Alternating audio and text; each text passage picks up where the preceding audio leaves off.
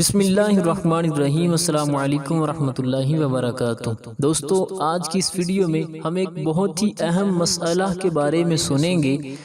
وہ یہ ہے کہ کیا قربانی کے جانور میں عقیقہ ہو سکتا ہے یا نہیں۔ بہت سے لوگ کہتے ہیں کہ نہیں ہو سکتا اور کچھ کہتے ہیں کہ ہو سکتا ہے۔ آئیے سنتے ہیں کہ صحیح مسئلہ کیا ہے۔ قربانی کے جانور میں عقیقے کا حصہ رکھنا جائز ہے، اس میں کوئی حرج نہیں، البتہ حصہ رکھنے میں افضل یہ ہے کہ لڑکے کے عقیقے کے لیے 2 حصے اور لڑکی کے عقیقے کے لیے 1 حصہ رکھا جائے۔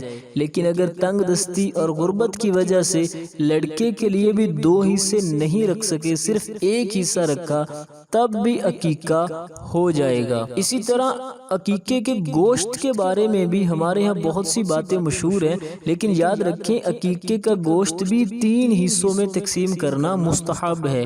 اب ہمارے یہاں یہ بھی کہا جاتا ہے کہ نانا نانی، دادا دادی اور گھر والے نہیں کھا سکتے، ایسا کچھ نہیں ہے۔ عقیقے کا گوشت دادا دادی، نانا نانی، تمام گھر والے، امیر و غریب سبھی کھا سکتے ہیں۔ اور عقیقے کے متعلقہ یہ جاننا بھی ضروری ہے کہ عقیقہ فرض یا واجب نہیں ہے، صرف سنت مستحبہ ہے۔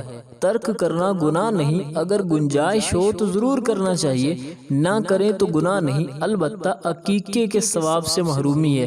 غریب آدمی کو ہرگز جائز نہیں کہ سودی قرض لے کر عقیقہ کرے۔ تو بہرحال بڑا جانور جس میں قربانی کے 7 حصے ہوں، اس میں قربانی کے ساتھ ساتھ عقیقے کا حصہ بھی رکھا جا سکتا ہے۔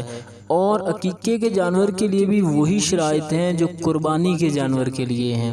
عقیقے کا معنی ہے کاٹنا یا الگ کرنا، یعنی بچہ پیدا ہونے کے شکریہ میں جو جانور ذبح کیا جاتا ہے اس کو عقیقہ کہتے ہیں۔